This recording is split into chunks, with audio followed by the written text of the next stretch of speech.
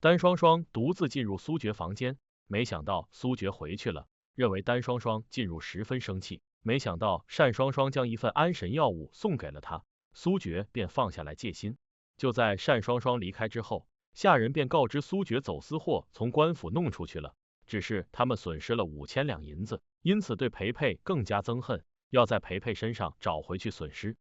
单去裴佩房间送饭，觉得昨天裴佩喝醉了，所以对昨天亲吻之事有些害羞，但是裴佩却告诉单他没有完全醉，这叫单心里也很高兴。就在单等着裴佩继续表白的时候，阿六进去了，告诉他们出事了，很多债主去要钱。一些投资起裴阁的人听说了一些流言，称起裴阁要破产，所以想要将投资的钱都要回去，这叫裴秦氏十分生气。当初他们有契约，还没到期，所以拿不走。就在裴秦氏和股东们僵持的时候，单心生一计，将他的私房钱拿了出去。没想到一个丫鬟竟然慢慢1整箱的银子，这叫股东们都有些怀疑流言蜚语是否存在。起裴阁一个丫鬟都有那么丰厚的工资，便纷纷离开了。这叫裴秦氏对单更加喜爱有加。裴佩对单一切的表现也是看在眼里，记在心上。没想到当初那样讨厌的小丫头竟然那样优秀。回到房间后，心里想着的都是单，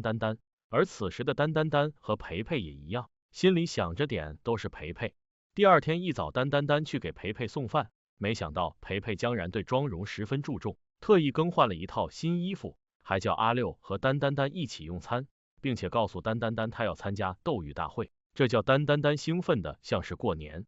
因为当初裴佩手腕被父亲弄断，所以再也没有勇气拿起雕刀。单为了给裴佩勇气，便一直给他加油鼓劲，还陪着一起锻炼手腕力量和精准度。在单的努力之下，裴佩也渐渐有了进步。苏爵亲自动手雕刻了100件鸳鸯。就在这时，下人告知裴佩也在为斗鱼大会做准备。苏爵觉得裴佩就是个废物，于是要带着单双双去看看裴佩的丑态。就在2个人乘车路上的时候，单双双对苏爵提出来一个问题，就是当初凤冠丢失究竟是裴家的责任还是苏家？没想到苏爵竟然称是裴家监守自盗，所以和苏家没有关系。裴佩一直练习雕刻，没想到竟然恢复了许多，这叫裴秦氏和家人们都十分开心。就在这时，阿六禀报苏爵前去拜访，裴佩便带着单前去迎接。单见到姐姐十分高兴，2个人便一边去聊家常。虽然苏爵和裴佩表面都过得去，但是心里却是敌人。单双双将亲手做的玉簪送给了妹妹，裴佩一眼便认出了单双双雕刻手法为金银错。单双双对裴佩的话十分惊讶，没想到他竟然认识，不过裴佩却称和当年凤冠的手法一样。这话一出，叫单双双更加怀疑当初凤冠丢失和裴家有关系了，于是追问裴佩参赛手法，没想到竟然用镂空历史游丝毛雕。单双双听罢心里一惊。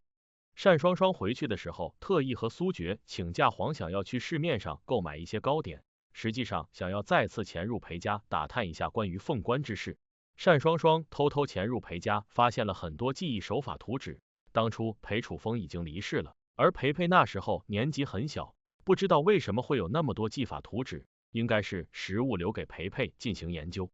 单朋友谭清河前去找他，单见到故交十分高兴。而裴佩为了应对苏爵，找了几个姑娘作为玉美人参赛斗玉大会，裴佩也要去找2个姑娘陪同做玉美人，但是前往花满楼却不想带上单，担心他会吃醋。就在裴佩要出门的时候，见到了单正在和谭清河开心的聊天，十分生气。单介绍谭清河也算是钱老板，也是有名的画师，不过裴佩却为了气单，便告知要去花满楼这一院找姑娘，这叫单十分吃醋。得知谭清河也要去花满楼办事，边要一同前往，想要知道裴佩究竟要找 J 女干什么。虽然裴佩去了花满楼，但是却没有找过 J 女。就在这时，单也赶到了，看到裴佩正在挑选凌渊姑娘，心里很不是滋味，于是拿出谭清河给凌渊的画像，叫裴佩做评价，究竟是凌渊人好看还是画像好看。裴佩顺嘴称凌渊人好看，凌渊便觉得画像需要修改，和人一样好看，要超过花满楼的花店姑娘。裴佩带着阿六赶紧离开了。裴佩要找2个姑娘做玉美人，但是却没有告知凌渊和花店，所以他们2个姑娘都以为裴佩只选中了他们1个人，所以对培培十分信任。就在培培去找花店的时候，丹丹丹也去了，拿着谭清河给花店的画作添油加醋，叫培培继续选择花店人好看还是画作好看，这叫培培十分无奈。出去后对丹丹丹一顿指责，觉得丹丹丹故意为之，但是丹丹丹却认为培培就是去招花惹草，心里也不是滋味。不过就在他们两个争论的时候，被凌渊和花店发现了，培培竟然同时找了他们两个做玉美人，十分生气，分要揍培培，吓得丹丹丹培培赶紧逃之夭夭。苏觉舅舅将按插在启培阁眼线偷回去的参赛图纸带了回去，培培这回竟然要雕刻一件玉玲珑，这叫苏觉十分高兴，叫舅舅找人雕刻一样的玉玲珑送给城主府作为拜寿礼，那样培培就涉嫌抄袭，不能参赛斗玉大会了。不过苏觉对单双双也是早就爱慕已久了，这回非要将碧水鸳鸯得冠军后送给单双双作为定情礼。培培回去之后觉得丹丹丹太过分了，质问他一定是见到和别热女人在一起吃醋了，所以才去花满楼搅和，没想到丹丹丹竟然承认了，这叫培培十分高兴，直接上前亲吻了丹丹丹的嘴唇。丹丹丹见状也十分高兴，主动迎合了上去。两个人确定了关系之后，心里便不再对斗玉大会上心了，这叫阿六十分生气，提醒两个人干正事。在阿六的提醒之下，他们才恢复状态，赶紧商议参赛题材。不过玉美人被丹丹丹搅黄了，于是赶紧邀请红烟姑娘作为玉美人，但是因为红烟姑娘舞蹈展示和玉玲珑不能有效的合二为一，这叫他们有些为难。因为玉玲珑题材对培培十分重要，所以不能更改。没想到培培竟然有信心改题材，要为红烟姑娘量身定制玉扇题材。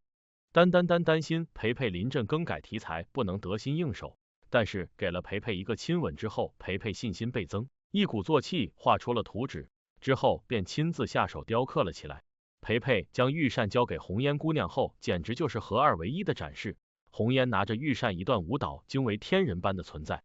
很快就到了斗玉大会的日子，但是红烟姑娘却迟迟找不到人，这叫丹丹丹和培培十分着急。没想到竟然是苏觉在暗中搞鬼，叫杨妈妈将花满楼的姑娘都控制了起来，这样启培阁就更加没有胜算了。不过丹丹丹临阵主动请缨，要代替红烟上场做玉美人表演。很快参赛者便纷纷进行表演，每一家都带着主打玉器演绎，但是城主却对他们的玉器不太满意。轮到苏玉轩的时候，单双双带着碧水鸳鸯上场，美人配美玉，十分动人。再加上苏觉的讲解，叫城主大加赞赏。还没表演完，就认定苏玉轩为冠军了。轮到启培阁上场了，没想到丹丹丹竟然临阵更改了玉美人，叫培培男扮女装，拿着玉扇上场，这叫众人一份惊讶。没想到培培竟然那样惊艳。不过更加惊讶的是苏觉，当初眼线拿回去的图纸是玉玲珑，没想到竟然更改为玉扇，苏觉觉得失算了。城主将培培的玉扇接过去，十分欣赏，但还是觉得苏玉轩的更好。就在城主要宣布冠军的时候，丹丹丹开口了，叫城主用放大镜好好看看雕工。没想到竟然是失传已久的游丝毛雕技艺，这叫城主十分惊讶，觉得启培阁的玉扇十分精美。但是一些评委却各执一词，有些人认为苏玉轩的好，有些人认为启培阁的好。于是城主决定两家并列第一。就在这时，苏觉舅舅起身说话了，当初送给城主的玉石还没看，希望城主大人能够在众人面前打开看看。城主打开苏觉舅舅当初送去的玉石一看，竟然和培培的玉扇出一辙，这叫现场所有人都惊呆了，而苏觉也十分意外，当初眼线拿回去的可是玉玲珑，没想到舅舅竟然早就发现了培培更改了题材，所以提前下手也换成了玉扇。果然姜还是老的辣。苏觉接机告诉城主大人，玉扇是他的作品，到参赛那时却丢失了，于是将提前做好的玉扇作为拜寿礼送给了城主。苏觉分明就是在暗指培培将他的作品偷盗后去参加了斗玉大会。虽然培培和丹丹丹都在尽力辩解，但是没有人相信他们的话。城主怪罪培培竟然抄袭偷盗，培培不管怎样解释都无济于事。城主直接降罪于启培阁，永久不能再参加斗玉大会。现场众人纷纷指责启培阁，很多启培阁的股东得知启培阁斗玉大会的丑事，纷纷去要投资本金，还将店铺的所有玉器都搬走。现在裴家简直就是一落千丈。裴秦氏叫大家不要气馁，虽然现状很拮据，但是他们只要有信心，完全可以重新来过。不过裴秦氏却要好好查一查内鬼了。丹丹丹和培培在斗玉大会的表现十分优秀，不会责怪他们。裴秦氏叫所有人都回去了，唯独留下来培培谈话。裴秦氏觉得培培能够重新拿起刻刀就是一种成功了，胜负不用太在意，也不用在意苏决他们的小人之术，以后启培阁会在他们的经营之下好起来。裴秦氏对培培丹丹丹十分有信心。培培和丹丹丹在茶楼找到了红烟，质问他是否泄露了机密。虽然红烟对未能帮培培做虞美人，但是却没有承认泄露御膳的机密。培培对红烟的话没有怀疑，所以内鬼另有其人，还要再查。虽然苏决赢得了斗玉大会的冠军，但是心里却没有高兴起来。毕竟培培的手艺的确叫苏决嫉妒，所以最大的隐患还是培培雕刻的技艺。而一边的单双双也觉得培培的手艺的确很值得怀疑，有可能当初一直卧底在苏家错了，于是将苏决请出去喝一杯聊一聊，进一步了解当初关于凤冠的事情。自从丹丹丹和培培好上以后，翠柳就更加记恨丹丹丹，所以总是借机整丹丹丹。但是丹丹丹也不是省油的灯，和翠柳争吵了起来。不过翠柳却早有预谋，叫丹丹丹将一些工匠们不要的玉石边角料扔掉。而丹丹丹心疼那些废料，便都收藏起来要带走，结果正好中了翠柳的计谋，称丹丹丹要偷东西，直接带去交给裴秦氏处置。裴秦氏质问丹丹丹不偷值钱的东西，却要偷边角料，没想到丹丹丹却称都是培培的注意，要利用好边角料，所以要将那些东西拿出去交给姐姐做首饰售卖。裴秦氏觉得丹丹丹的主意不错，玉石不光可以卖给达官贵族，也可以卖给普通人，还称赞了丹丹丹的好主意。这回翠柳不但没有整得了丹丹丹，反而还帮了他。丹丹丹一大早给培培做好了饭菜送去，而翠柳也赶紧过去借机讨好培培，送去了一壶茶水，但是却没有得到培培的好脸色。培培在所有下人面前给丹丹丹撑腰，以后丹丹丹想干啥就干啥，想怎么花钱就怎么花钱，这叫丹丹丹更加得意忘形。丹丹丹约姐姐丹双双出去，将玉石碎料开发的主意告知于她，姐姐很赞同，还要帮助她画图纸设计，只是不能宣扬出去，毕竟苏家和裴家的关系不和，不能叫苏决知道。单双双回去苏家后，便去拜见了苏决舅舅汪掌柜，心里觉得培培斗玉大会失败一定是他的功劳。不过汪掌柜却觉得裴家虽然败了，但是家大业大，不会轻易倒下。阿六将一个玩偶送给丹丹丹，没被翠柳看到了，于是上前指责丹丹丹和阿六私通，背叛培培。没想到正好培培路过，告诉翠柳那是培培叫他去给丹丹丹的，所以翠柳一直记恨丹丹丹，简直不可理喻。翠柳赶紧解释，他没有记恨丹丹丹，还想要送给丹丹丹礼物，结果翠柳的礼物竟然是口红。培培叫翠柳自己先用一下，吓得翠柳赶紧承认错误，里面放了毒药，气得培培直接将翠柳赶出家门，不再录用。单双双将手绘的玉石图纸送给妹妹丹丹丹，有了图纸以后，裴家的很多玉石边角料都能派上用场，给裴家增加很多收益，而丹丹丹也会提升在裴家的地位，这叫丹丹丹十分高兴。就在两个人谈话的时候，谭清河也过去了。他虽然是画师，但是也开了一家香料店铺，邀请他们前往参观一下。谭清河将他的香料介绍给两个人，现在城主正在主推香料，所以谭清河也借机想要增加一些收入，所以顺便加入了进去。培培见天黑了，丹丹丹还没回家，十分着急，赶紧出去寻找。而另一边的苏决也正在担心单双双，便去了茶馆寻找。结果冤家路窄和培培正好相遇，两个人都知道彼此实在寻找单家的两个姑娘，不过却彼此互相伤害，看不顺眼，这叫茶馆老板十分无奈，赶紧解释两个姑娘早就离开了，去了谭清河的画室。两个人赶紧前往寻找。培培和苏决在谭清河画室不远处就发现了丹丹丹和单双双在画室，只是两个人和谭清河谈话十分暧昧，这叫两个人心里很不舒服，但是却不敢出去打扰。回去之后，培培对丹丹丹的行为指责，但是丹丹丹却觉得培培不可理喻，不过却将心里想要将谭清河的香料添加进玉石里面告诉了培培，结果培培却不同意。丹丹丹见培培不同意，便决定自己干。单双双回去之后，心里想的都是要将风管丢失的秘密查出来，所以想要将裴家逼到走投无路，应该就能查出封管的去向。就在这时，苏决过去了，对着单双双十分不满，但是单双双却觉得苏决不该那样生气，和谭清河只是萍水相逢而已。另外，单双双和苏决也只是主仆关系，所以苏决生气有些莫名其妙，这话叫苏决也无言以对。单双双将当初汪掌柜提议的事情汇报给苏决，想要将碎玉生意做起来，那样就能和裴家继续竞争，直到裴家走投无路，便再也没有竞争对手。苏决虽然生气，但是也同意了单双双的提议。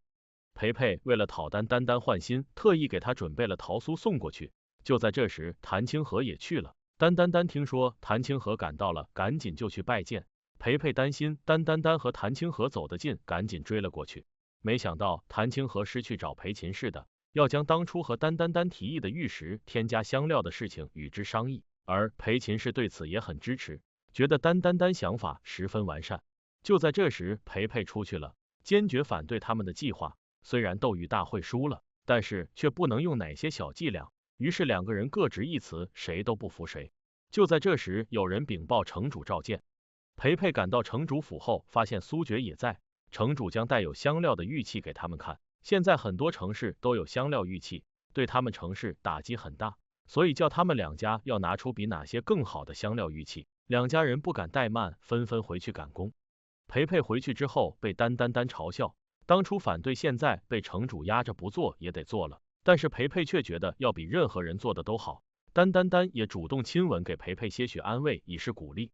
汪掌柜想要叫单双双和檀香阁的谭清河好好谈谈合作事宜，毕竟檀香阁是最大的供应商，但是苏决吃醋，不想叫单双双出面，决定自己亲自动身要与谭清河谈合作。第二天，苏决在檀香阁也见到了裴佩去谈合作，两个人依然是唇枪舌剑的一番斗嘴，谁都不服谁。不过丹在楼下正在等裴佩，于是裴佩炫耀有人等他，这叫苏决有些失落。现在单双双还没有接受他的感情，还是孤家寡人。